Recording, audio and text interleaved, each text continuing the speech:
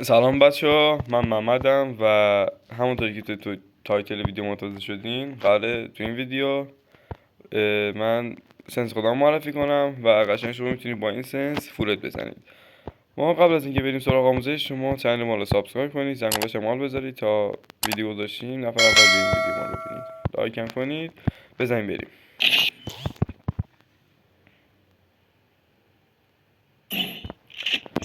خب بعد شما همین اول کاری شاتگان میگیریم. ما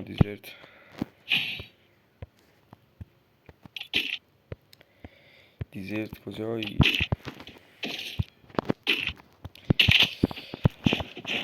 خب بچه هد زدن فقط برای هد زدن فقط سنس نیست، فقط سنس خوب داشته باشه نیست.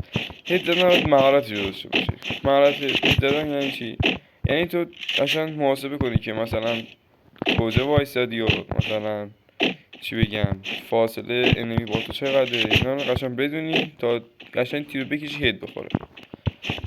مثلا کسایی که تازه فیفا نزدن نمیتونن قشنگ فولت بزنن که هد بزنن، چون اونا مهارت هد زدن ندارن.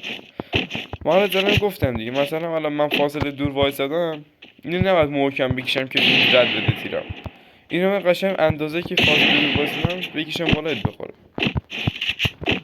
کلا میگم منظور باید یه تمرین داشته باشین، تمرینی داشته باشین که قشنگ این مهارت هد زدن دستون بیاد. برای هد زدن یه سنس خوب لازمه، تمرین لازمه و باید بلد باشین که فاصله انمی با تو شما چقدره.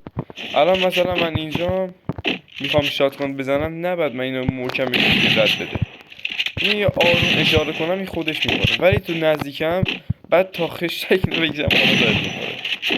مثلا نکنیم بچه اینجا مثلا این دیگه خیلی بعد اینجا بگیش بالا نزدیک مثلا اینجوری پولو بیاره. بچه یه سنس خوبم میخوام به شما بدم، البته سنس خودم میگم دیگه و همین دیگه بچه ها کن خواهدی تو این آپدیت زد دیگه به 100 تایی میخوره.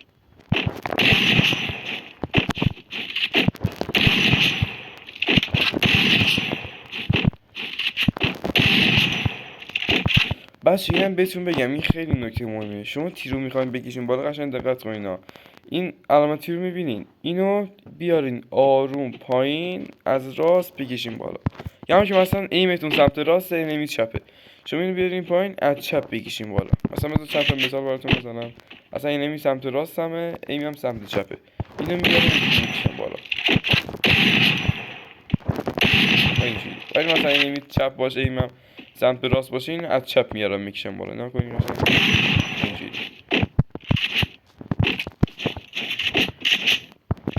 باشه بذار سنس خودم بهتون بگم، اندازه تیرم میگم. اندازه تیرم همونطور که مشاهده میکنین 45 و کسایی که مثلا 60 شون کوچیک‌تر یا بزرگتره میتونن تقریبا اندازه 40 تا 50 تغییر بدن. بیشتر از اینا یا تیر رد میده یا کلا وس میخوره. و سنس هم که همونطور مشاهده میکنید همینه دیگه. بچه تا ویدیو بعد بدرود.